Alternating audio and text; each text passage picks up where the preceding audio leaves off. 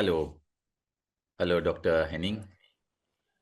Hello, Ram. Namaste. Great Namaste. pleasure to be Namaste. with you and all the other friends of meditation and spirituality. Hello, good morning.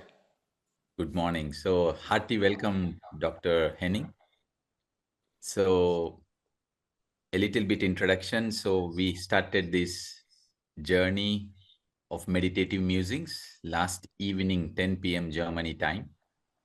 And we had a series of masters connecting from Australia, New Zealand, Europe, USA, and with gaps of meditations.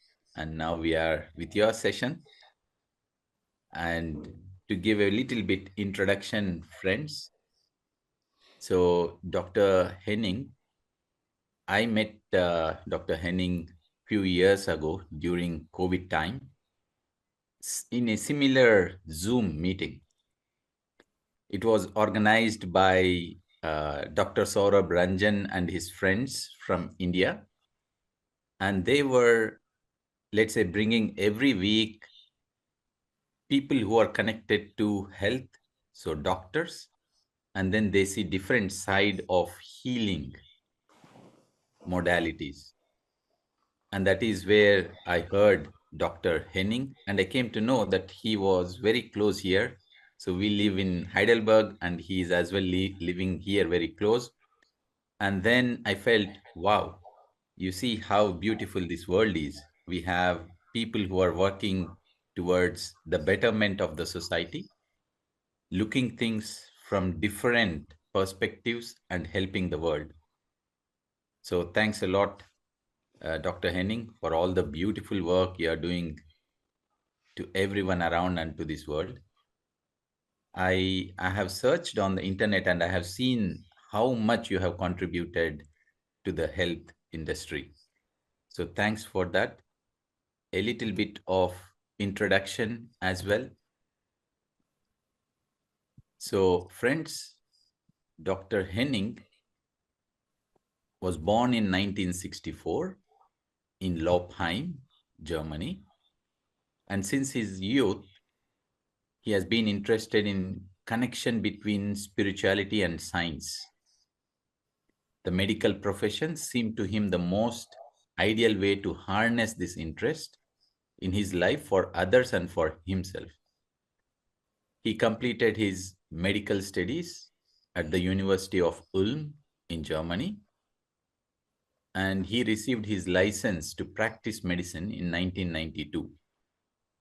In 1995, after successfully completing his doctorate in psychotherapy, he was awarded the title of Doctor Medicine. And in 1996, Dr. Henning Saupe also received his Swedish license to practice medicine and worked for 10 years in Stockholm as a general practitioner with an interest in naturopathy, anthroposcopic medicine, and holistic cancer therapy. From 1997 to 2006, he served as a board member in the Swedish Association of Anthroposcopic Physicians. In January 2005, he founded and opened the Arcadia Clinic in Stockholm, the first hyperthermia clinic in Sweden, specializing in oncological hyperthermia. In 2006, he founded the Arcadia Clinic in Kassel, Germany. He has served as a medical director of the clinic with a team of 25 employees, including 3 medical doctors. He has been awarded various awards. He has given regular lectures in Scandinavian countries and in 2009 as well in USA on the topic of holistic cancer treatment. In 2007, he was awarded the Professor Olof Lindel's Prize for Complementary Medicine at the House of Parliament in Stockholm for his merit in introducing medical hyperthermia to complementary medicine in Sweden. He even gave a keynote speech at the Annie Appleseed Conference in West Palm Beach, Florida. And in March 2023, he was nominated to join Holistic Leadership Council in the USA. He is the member of International Clinical Hyperthermia Society and German Society of Oncology. In November 2021, his book Understanding Cancer and Treating It Holistically was published in German, and the English translation came out under the title Holistic Cancer Medicine in 2022. So he had as well been a speaker twice at Spiritual Doctors for Holistic Health, which I was earlier referring. So we have such a wonderful doctor and a master and a person here from which we can learn a lot. And today, Dr. Henning, we welcome you, and we are looking forward to listen about this true healing and relationship between Dvaita and Advaita Vedanta in Indian philosophy. With this, Dr. Henning, I hand over the stage to you. Thank you. Thank you, Ram, for your kind introduction. It's a great honor to be with you and our audience. And you asked me for a lecture, and I asked you, how about this topic, the relationship between dualistic and non-dualistic worldview or philosophy, and what that has to do with healing. This is something I have pondered for many, many years around this worldview. When we speak about spirituality and meditation, we often feel intuitively that the world is one and that we are connected with our breath to everything that is, to God and the universe around us. And then we go into this busy world and use our cell phone and go and buy grocery, and we have some aches and go to a doctor, and we fall into the dualistic world where spirit and matter seems to be separate. And the big question is, what is the real truth? Is the world one, or are there two worlds? And this is exactly my topic. The relationship between these two worldviews, these two mindsets, and what that has to do with healing. So bear with me through my lecture. I'm excited to share with you my humble thoughts and insights on this really big topic. And now I try to share my screen with you, and I hope that that works. So now everybody should see the first page of my presentation. Do you see that, Ram? Yes. Good. Yes. So again, the title, True Healing and the relationship between dualistic and non-dualistic worldview. And if we speak Sanskrit, we call dualistic Dvaita. It's almost like the English word of divided.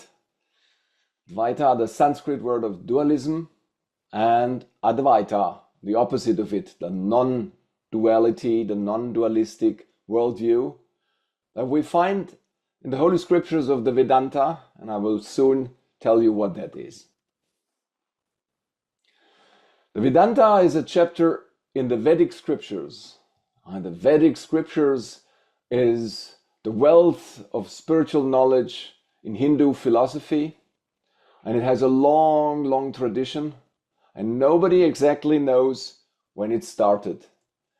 It's told that the origin of the Vedic scriptures lies in the time many thousand years ago, and for thousands of years the masters have received it as something that they listened to.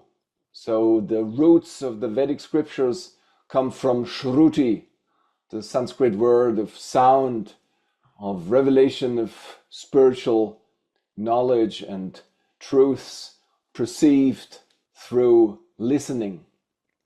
And it took thousands of years from the mouth of the guru to the student, to the next generation of students, to the next generation of students, until masters have written it down and that dates about 1,000, 1,200, 1,300 years back in time, where the first documents have been found that wrote down the content of the Vedic scriptures. And there are many chapters and many branches of this huge tree of knowledge. And I want to guide you to one special tree, to one special branch of the tree, which is called the Upanishads. You find it in this picture on the right side of the second layer, bottom down.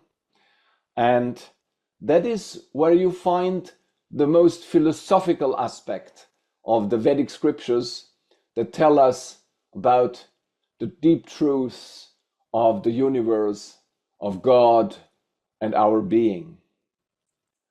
So the Upanishads, literally the word means, it's Sanskrit of course, it means sitting next to the Guru, Upanishad. So when we listen to the Upanishads, we can imagine that we sit at the feet of a Guru, listening to his knowledge, listening to his wisdom. And we can say it's India's greatest spiritual treasure, the culmination of wisdom. The Vedas that contain a wellspring of profound knowledge, philosophy, and this wealth of knowledge has influenced the writing of many famous authors in the last centuries. The authors of spiritual literature like Gurdjieff, like Kahlil Gibran, like the American philosopher Emerson, or the German classic philosophers Schopenhauer, Nietzsche, or the Buddhist monk Thich Nhat Hanh, and many others. So it's a well of knowledge, a source of old divine wisdom. At the end of the Upanishads, there is a chapter called Vedanta, and that means the end of all wisdom, the end of Veda. And Vedanta is described as one of the 6 darshanas. So what is a darshana? A darshana is explained as one perspective or one special attempt to perceive the world from one particular angle. So Vedanta is one particular way to look at the world and to look at the ultimate truths, and it represents the end of the Vedic scriptures, the end of all wisdom. And in this chapter, we can learn about the 2 worldviews called Dvaita or Advaita.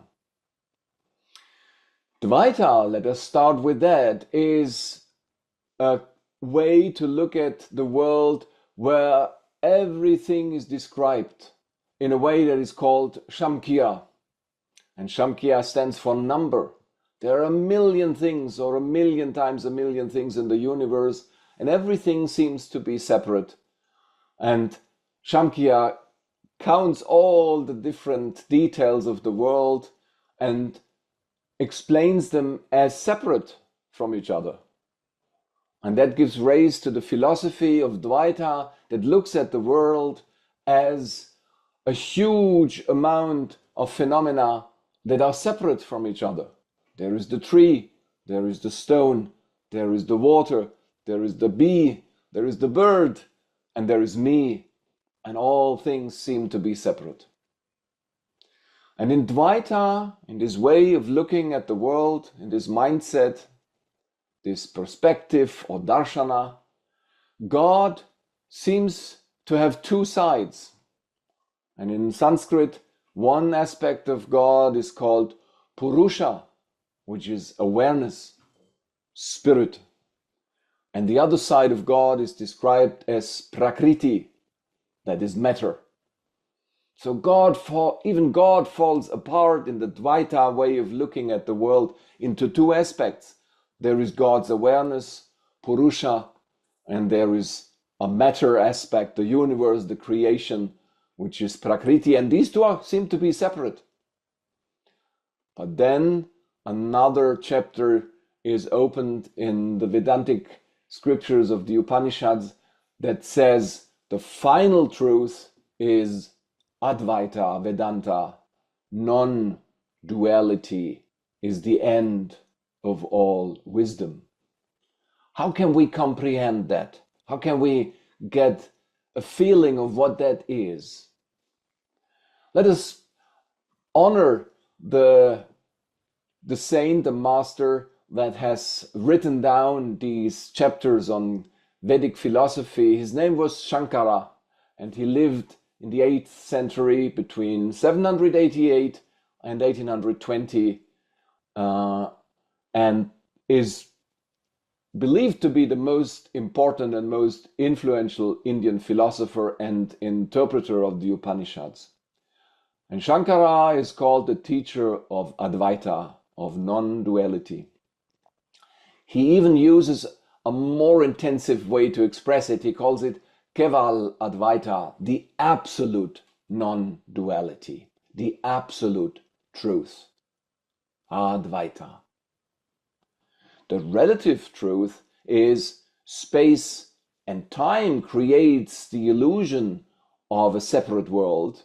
But behind that, if we penetrate the veil of this relative truth, we can enter the sphere of Advaita, acknowledgement of the non-duality of the world. And this is what his teachings are about, to guide the spiritual student to the inner experience of non-duality. He teaches the distinction between the illusion of the division of the world and the true reality, which in another beautiful and very famous Sanskrit word is described as Brahman. So what is Brahman?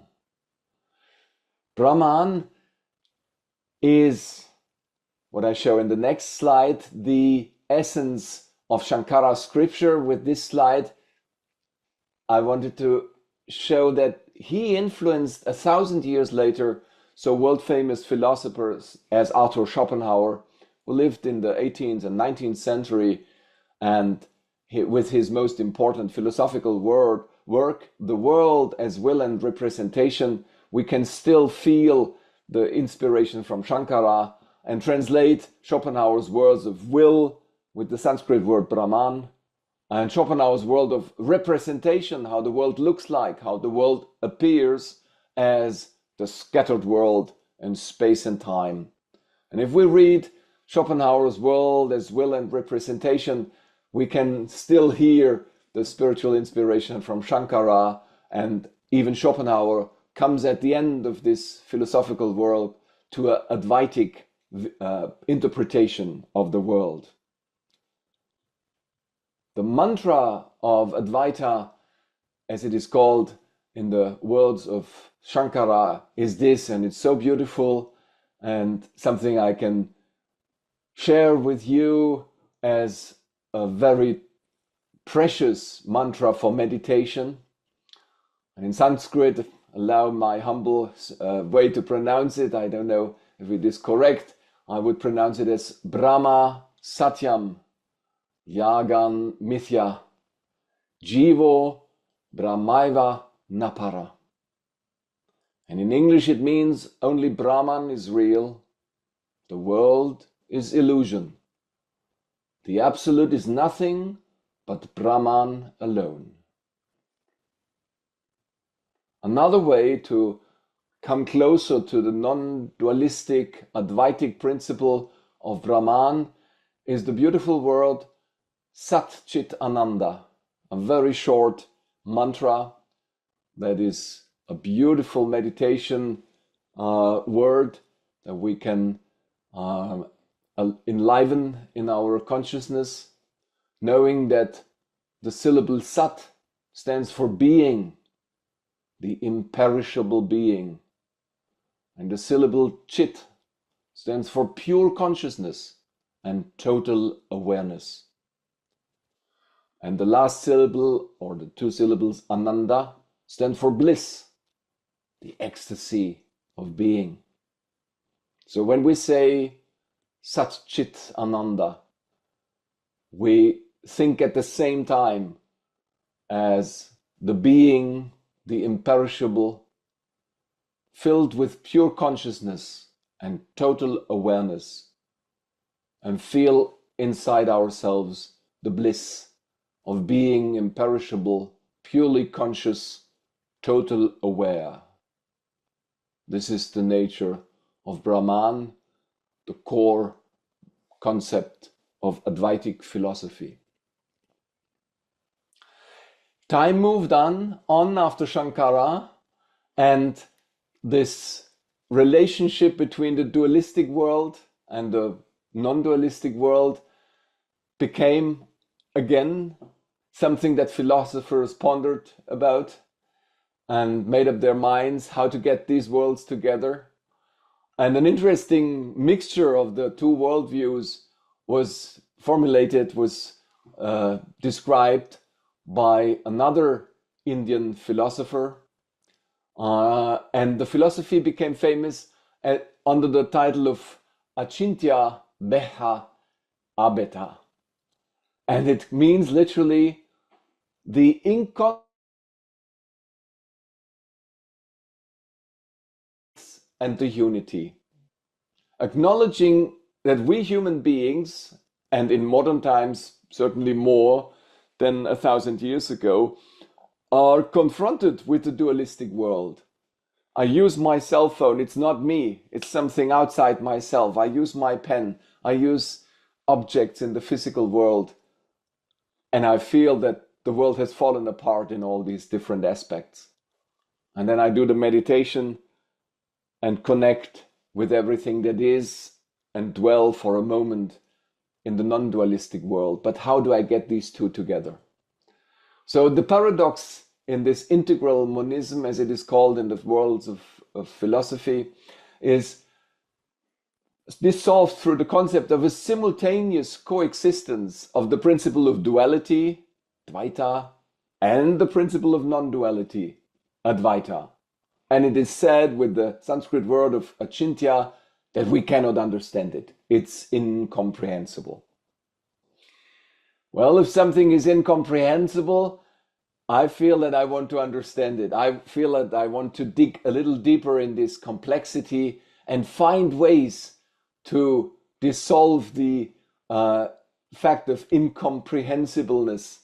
I want to see where do these two aspects meet, the aspect of non-duality and duality. So bear with me and I will guide you a little deeper into the connection of these two worlds. I do not follow Chaitanya, the philosopher of the 15th century in India, who says it's incomprehensible. I believe we can get a little closer to the truth. And as I'm a Christian, I also want to share with you that monism and Advaitic philosophy has also a place in Christianity. The concept of the Holy Trinity is a truly monistic or Advaitic concept. Christianity speaks about Father, Son, and Spirit, and that they are one. Jesus teaches monism and Advaitic philosophy when he says, the Father in heaven and I are one. And there are many other phrases in the Holy Bible that point to an Advaitic understanding of existence and the universe. Paradoxical language is often applied to speak about the inexpressible experience of non-duality.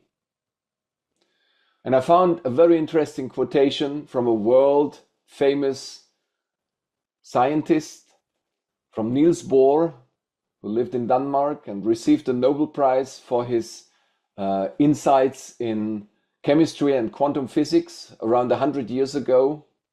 Really one of the most famous and most important scientists of the 20th century. And in one lecture, he says the following phrase: the opposite of a true statement is a false statement. That is definitely true as long as we are in the world of dualism. One thing is right and one thing is wrong, the opposite. But Niels Bohr continues in a very surprising way. Imagine he's a Nobel Prize laureate, a chemist, and a highly knowledgeable scientist at the beginning of the 20th century, and he says the following phrase: the opposite of a deep truth may well be another deep truth. Doesn't that point to the world of non-dualism, to the world of Advaita, where opposites are true? They belong to the same world. They are at home in the same non-dualistic understanding of God's universe. Again, this phrase, it can be a meditation phrase too. The opposite of a true statement is a false statement, Dvaita.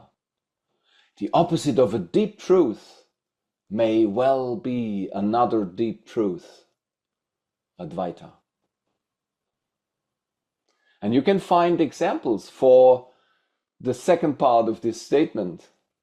Let's use a picture that is often described in Buddhism and mentioned in Zen Buddhistic stories, where it's said, the ocean contains many, many drops of water. And in every drop of water, the ocean is contained. So the opposites point to the same truth.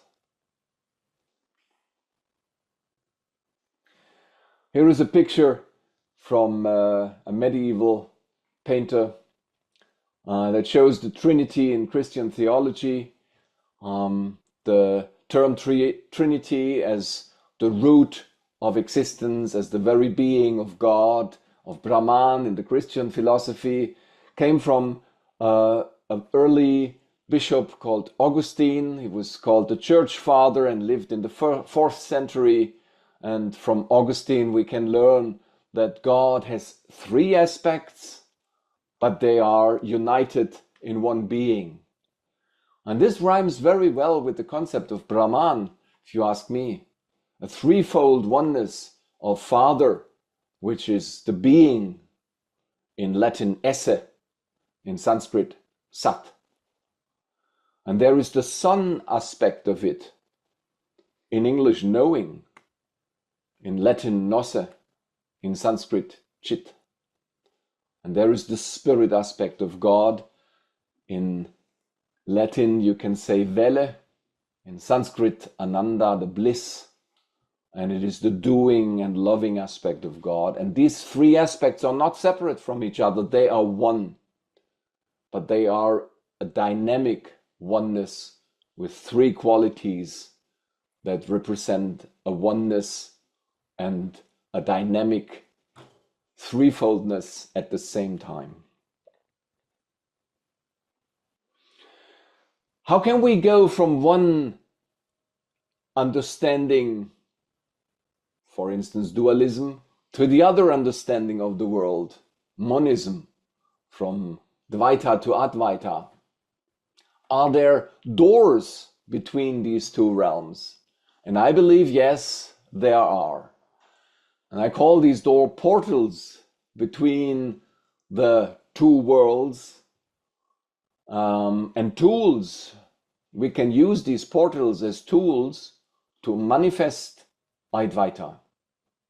For instance, can we enter the world of, or the knowledge or the mindset of Advaita by chanting mantras? And if we chant mantras in holy languages, we will have a wonderful portal experience that guides our mind, our awareness into the mindset and into the experience of oneness. If we chant mantras in Sanskrit, we can feel Advaitic awareness inside us. We can also use old languages like Aramaic or Greek, where the words have a deeper dimension. In modern languages, words are more like Dvaita. They have one single meaning. Clock, pen, cell phone. Everybody knows what that is. That's the world of Dvaita. But if I speak Sanskrit and say Sat-Chit-Ananda, I can be guided into the world of Advaitic knowledge, where the entities belong to each other, where oneness is made out of a dynamic combination of qualities. And the same applies for the old Greek language. The Gospels of John start with a very powerful word where it says, in the beginning there was the Logos. And Logos is a Greek word. And if you look up Logos in a Greek dictionary, you can find 2 pages of what it means. One word, Logos, can have 2 pages of meaning. It means sense, word, meaning, truth, spirit, etc., etc. One word in an old language can have so many meanings. And for me, this is an Advaitic experience. If I meditate on a word like Sat-Chit-Ananda, or in the beginning there was Logos, I can enliven the word inside my awareness and feel all the different aspects that belong together and that are one, Advaita. Meditation, of course, is a portal into Advaitic consciousness. And we just had a wonderful introduction into a meditation experience. And I guess everybody here in this group of friends and listeners knows that meditation can guide us into the awareness of oneness. We can also use our breath. Breath work is a portal between the 2 worlds. In Germany, there is a famous psychiatrist, Dr. Sylvester Walch, who introduced a special breathing technique in his therapy sessions, and he calls it holotropic breathing. It's an enforced way to breathe for 3/4 of an hour or an hour in a certain rhythm and a certain speed. And if you do that, you really, really alter your mindset and your awareness, and you get an experience that is close to the experience of taking or using a psychedelic drug. The awareness of oneness becomes much closer and dominating after a session of holotropic breathing than if we breathe the normal way. It's an experience that I had a few times on workshops and seminars where we did holotropic breathing, and it's really something very, very special and powerful. And there are videos on YouTube if you want to check that out. Just make sure you have a safe surrounding, maybe somebody who's next to you who takes care of you in case you get a little dizzy or you feel vertigo. But if you do it in a way that is instructed, for instance, by Dr. Sylvester Walch or another famous person who has become famous through his breathwork, Wim Hof, the Dutch extreme performer who dives into ice cold water for longer time than everybody could imagine that one can survive because he prepares himself with the breathing exercise. You can learn Wim Hof breathing or holotropic breathing and have an Advaitic experience of oneness if you do it in the right way. Psychedelic drugs can do the same, and it's a delicate topic because psychedelic drugs have been banned in the 1970s when the former American president Richard Nixon believed that psychedelic drugs are evil, and he banned them, and many countries, most countries around the globe followed this ban, although they were used in a very professional and powerful manner in university clinics from the 1940s on for the treatment of OCD or severe anxiety or post-traumatic stress. But you can read about the effects of the psychedelic drugs and what they do. And in our context today, I would summarize their effect as something that creates an awareness, an experience of oneness. People who have used psilocybin or under controlled and in a serious way, under controlled manner, LSD or DMT, can feel for a period of hours that they are one with everything and that their everyday ego melts away or disappears completely. They speak about ego death and the feeling of an all-loving oneness experience. And there are books written about that, how that is possible, and there are models described in textbooks. I will show you a book in the next slide, so that we even can understand neurologically what these drugs do to our brain. In a minute, I will go a little deeper into the explanation of that. Before we do that, let's look at other portals that we can use to enter the one world from the other, the world of non-duality, when we come from our regular mindset of dual experience of the world. We can use mindfulness thinking. And in the preparation for this lecture, I came to understand that mindfulness thinking, something I teach to my patients at our clinic and something I have practiced myself for a longer time, is actually a way of practicing Advaitic mindfulness, Advaitic experience. Mindfulness thinking, as described in the books of the American scientist and university professor Jon Kabat-Zinn, or the Vietnamese Zen Buddhist Thich Nhat Hanh, teaches us to not judge, to be grateful, to listen and witness instead of judging and dividing.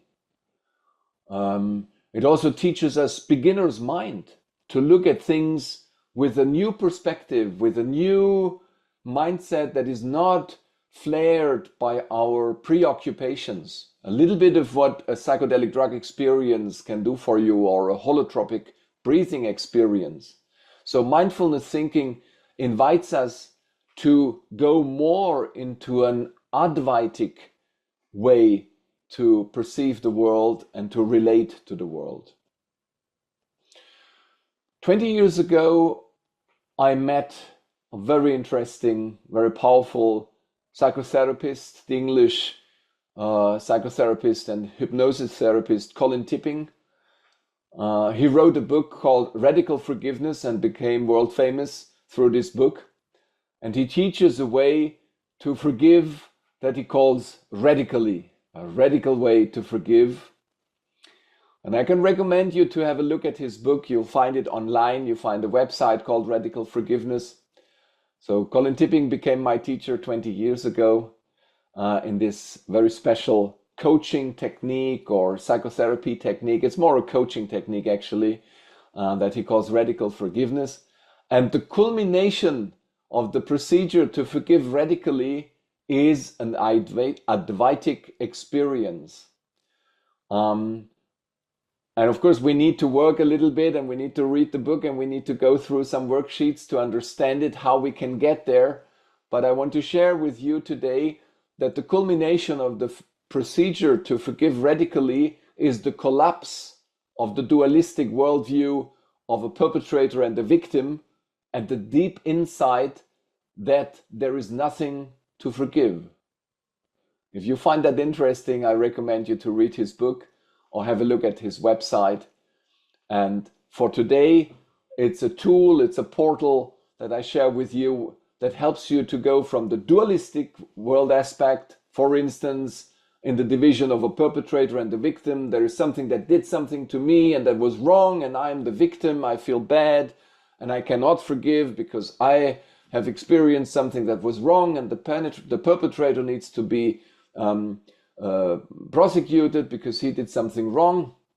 Yes, there is truth in this. This is the dualistic worldview. But the non-dualistic, the Advaitic worldview would be the perpetrator and the victim have done it together. They have danced a spiritual dance together that led to an experience of this dualistic world. And if we climb the ladder to the highest perspective of Advaitic non-dualistic understanding of the world, there was never a perpetrator, there was never a victim. The collapse of the system shows that we can be grateful for whatever we have experienced because it guides us through this experience of an incarnated, of a physical being in this physical, of a spiritual being here in this physical world where we make physical experiences and strive for non-dualistic manifestation of our being in this dualistic material world. So I hope I have raised a little bit of your curiosity for the strategy called radical forgiveness. We obviously have all something to forgive.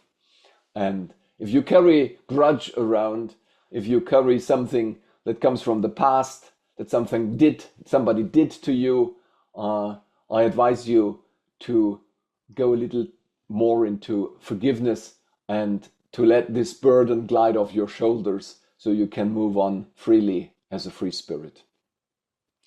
And the next line is what I do as a medical doctor. I deal with diseases and suffering in general. I meet my fellow men suffering from diseases and I try to make it easier for them to bear the suffering and to find a way to overcome the suffering. And after 30 years in this profession as a medical doctor, I want to share with you a deep insight.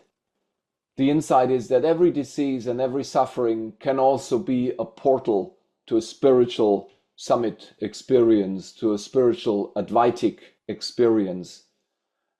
If you allow the disease and the suffering to really touch your soul and to change your life, it can become a tool to leave the world of Dvaita behind you and enter the world of Advaita. And of course, that requires a personal approach, that requires a sincere understanding of the disease and the karmic aspect of the disease and the personal aspect of it. But I find a really comforting, on a deep level, comforting spiritual truth in the fact that diseases and suffering in general can be used as portals for spiritual summit experiences. I promised you a few more words on psychedelic drugs as portals to a non-dualistic experience. Here you have the three most important molecules and the shape, how they look. They interact with serotonin receptors in our brain.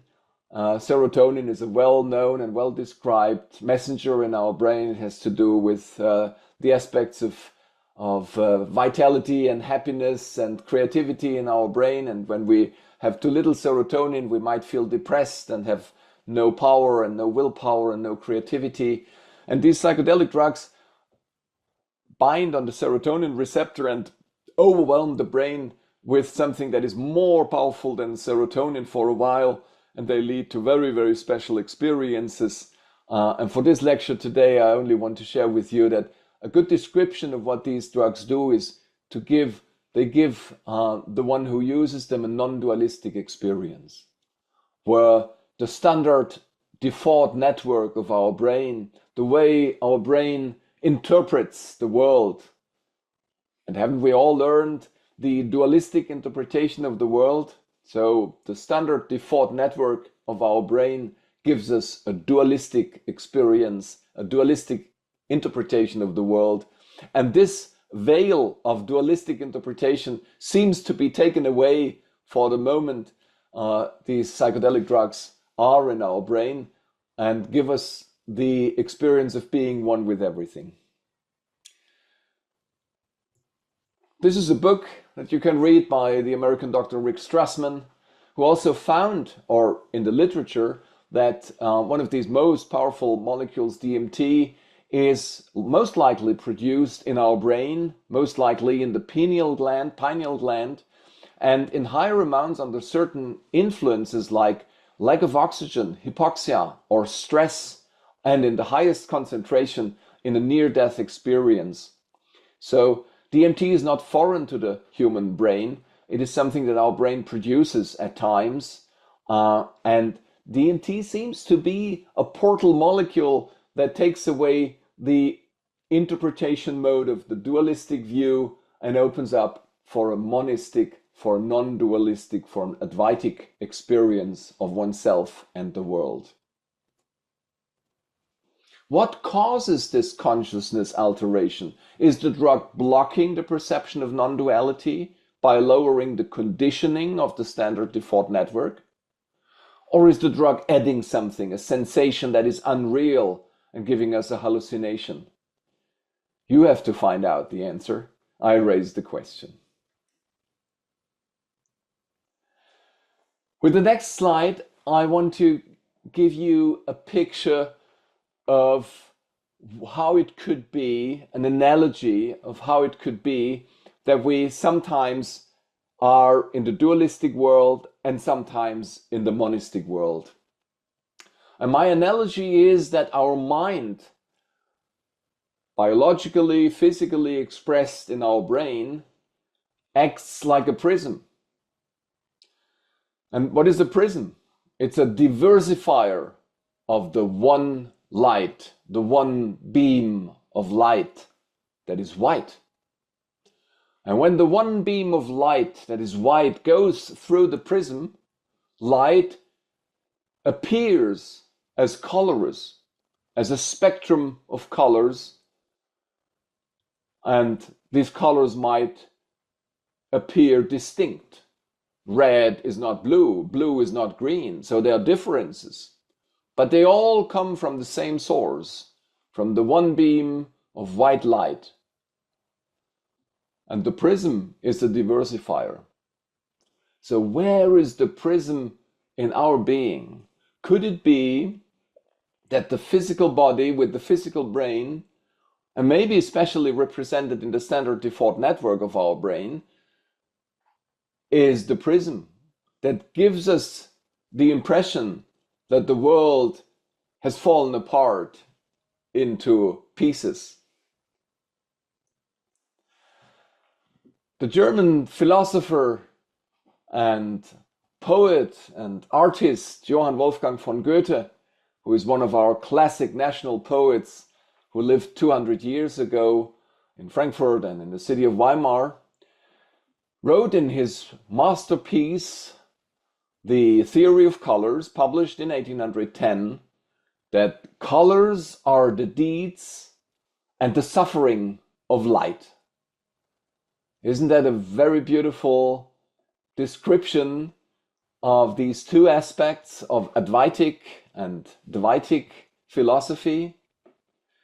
There is this beam of one light, and when it goes through the prism, it suffers, and it acts in deeds, making it appearing different in different colors. But it has one source, and in essence it is one, but it appears different. So Goethe says that the colors tell us about their deeds. They have gone through the prism, they have suffered the experience, suffered in inverted commas maybe, suffered the experience of interacting with the glass of the prism, which is dense matter. And out of this pure white light, the light beam diversifies into the colors. In this analogy, white light is the Advaita aspect of light, and colorful light are the Dvaita aspects, the divided aspects of light. So is our suffering the Dvaitic aspect of our being. And the diseases are the consequence of the interaction with the prism, with matter. Let us once again look at the two philosophies, the non-dualism, which seems to be the big oneness, the Brahman, the Trinity. And when this goes through the density of what appears as matter, the world starts to appear as dualistic. And the prism is the threshold between the one and the other. In the Holy Bible, there is a beautiful description right at the beginning where this separation is described as the fall of man. The fall of man, as described in Genesis 3 of the Old Testament, is the fall from oneness into duality or separation. From being one with God, Advaita, from living in the paradise, into being expelled from paradise and separate, Dvaita. From innocent to knowing. Genesis 3 says that Eve ate the apple from the tree of knowledge. And Lucifer, a spirit that betrayed her or indulged her to eat from the forbidden tree of knowledge, gave her the apple, and she picked it up against God's law to not eat from it. But when she ate from it and then she gave it to her husband Adam, they became knowledgeable, expressed in the Biblic symbol of they were ashamed. All of a sudden they become aware of their nakedness, they become aware of their gender, and they feel ashamed for the first time in the history of man, eating from the tree of knowledge. And shame as a way of suffering becomes the consequence of becoming knowledgeable. And another consequence of becoming knowledgeable is to be not in paradise any longer, to feel separate from God, to feel in the world of Dvaita being separate in a dualistic expression. So good and evil begins to manifest in the mind of man after this experience of being expelled from the oneness, from the paradise, and the fall into the duality. So radical forgiveness guides us back into a paradise experience where good and evil collapses into oneness. That's another way to look at radical forgiveness. And this story at the beginning of the Old Testament tells us the shift from the oneness experience, the paradise, into a dualistic experience of being on earth and suffering and feeling ashamed. And it said that Adam needed to work hard to make his day, working hard on the field and make the bread and the food for his family. And it said that Eve needs to give birth to babies and suffer in active labor to do that. So suffering and hard work and feelings of being ashamed belong to the world of duality. And if we go back in Advaita, mindfulness, radical forgiveness, we can find a way back into paradise, but now not as innocent and naive human beings, but as knowledgeable beings at the same time. Maybe this is what it is all about, to go back into Advaita, knowing about Dvaita. We all came from Advaita, we fell down in the world of Dvaita, and now we look for a way back, knowing about the duality, but breaking through the veil of illusion, going back into Advaita, knowing about the illusion of Dvaita. The next step is an excursion into classic physics, and I need to speed up a little bit. You can study the same story about duality and oneness if you study classic versus quantum physics. Classic physics, also called Cartesian physics after the French scientist and philosopher René Descartes, who lived in the 16th century, refers to the dualistic world. Mental and physical aspects are separate. Dualism dominates in his philosophy, with separate objects and a three-dimensional space of X, Y, and Z. Quantum physics refer to the atomic and subatomic world and brings energy and matter together. Einstein's famous equation E equals m times c square says that energy and matter are the same, with fuzzy boundaries and paradox phenomena that are described in quantum physics experiments. Light as a wave or light as a particle.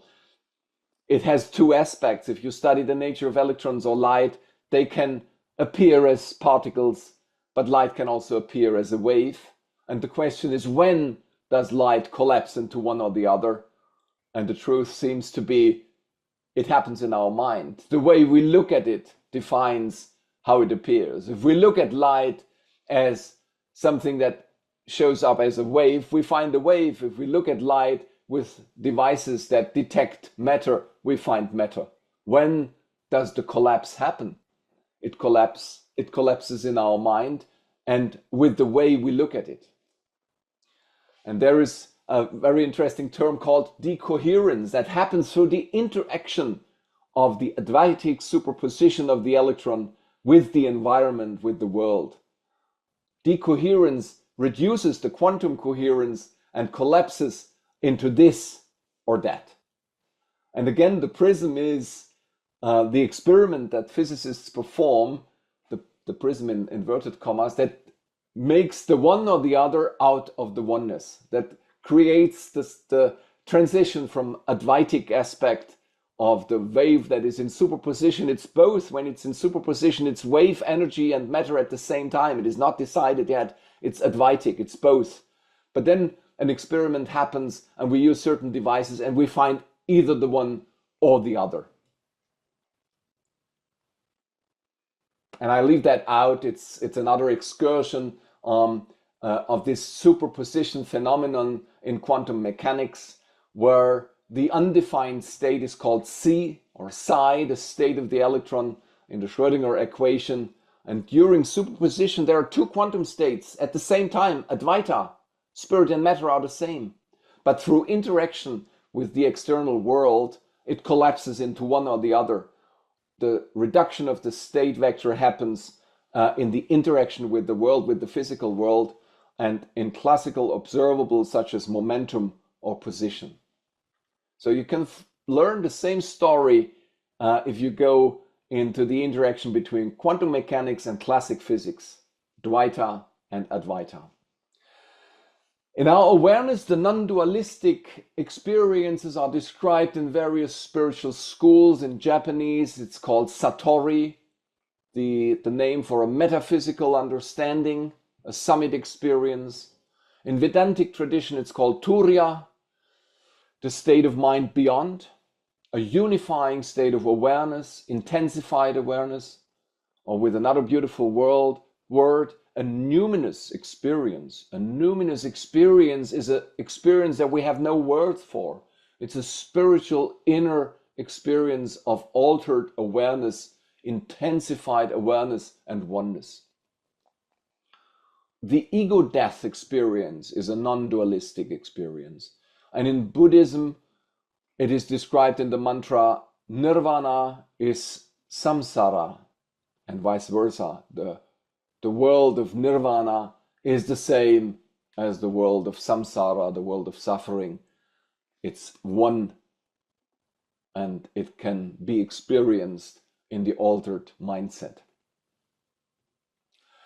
Now we have to go to the headline of my lecture. What has all this to do with healing?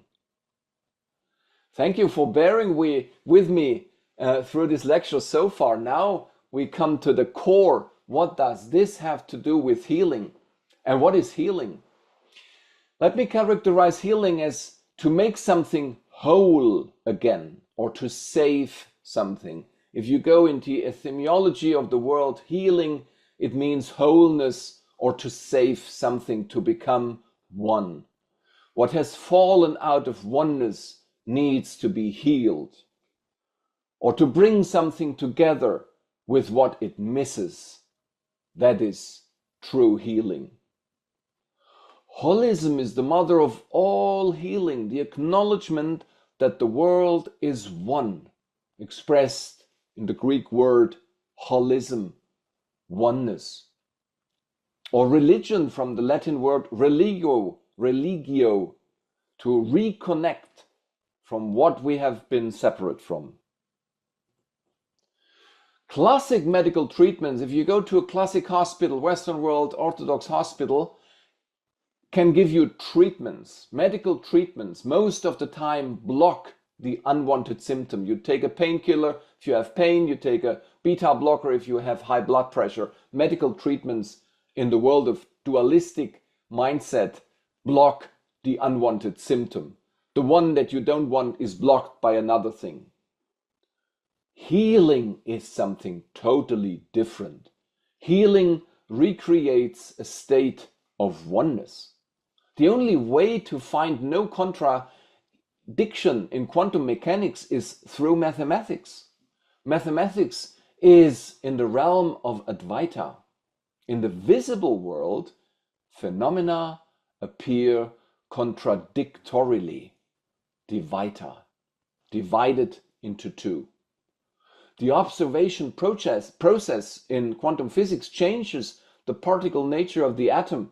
And with the observation, a particle, and without observation, it's a wave. The collapse happens in our mind. Non-locality is a virtue of Advaita. In the healing process, the future is brought into the now. The healing process knows about what needs to be healed. When a wound heals, the wisdom behind wound healing knows about the future, the state of being whole into which it works its way into being healed. This source of healing comes from the oneness, from the Advaita, and not from the blockage of something you don't want. And from the past, the genetic material has an effect on the present. My genes come from the past, from my ancestors, so they define a little bit the biochemical pathways of my healing process from the past, from my ancestors. And in the process of healing, the process of now, the past and the future, the picture of being healed acts together. And that is the healing, the oneness that brings the past and the future together in the now. So dualistic worldview gives us the treatments and the blessings of modern medicine and orthodox medicine in a hospital. And sometimes we need it. We need a replacement of a joint that is worn out, or we need somebody to fix a broken leg or to close a wound from a traffic accident. But that is the world of dualistic worldview, the Dvaita worldview. The healing comes from the mindset of Advaita, where we meditate, go inside and let the healing happen, which comes from the source of oneness. Conventional orthodox treatments block the symptoms. Dvaita, healing, recognition from within to the unity in pluriformity, which is wholeness. And healing happens in between the treatments, in the non-dualistic, non-localized realm of Advaita. And what we need, my final phrase, is a rhythmic sequence of conventional medical treatments and Advaita practices, and they work together synergistically. So in my work as a medical doctor, I'm at home in both worlds and I unite them in my mind. And sometimes I need to use a tool from the physical world and block a symptom. If patient comes with terrible pain, I need to give the patient a painkiller. But I work at the same time on the inner aspect of healing with meditation and the portals that I've shared with you, and allow healing to happen from within. And there is no contradiction with it, because we decide with our mind how we look at the world. We are the creator of Advaita or Dvaita experiences. We can move our perspective, our mind, to the two aspects and become one in both. That was my lecture. Namaste. Thank you for your attention. And if you want to learn more about that in a more medical form, I advise you to read my book, Holistic Cancer Medicine, that Ram has already introduced so kindly. And if you have a health issue that you need help with, look at our website, our Cardiac Praxis Clinic, and send us a note. We would be honored to help you. Thank you for your attention. Namaste.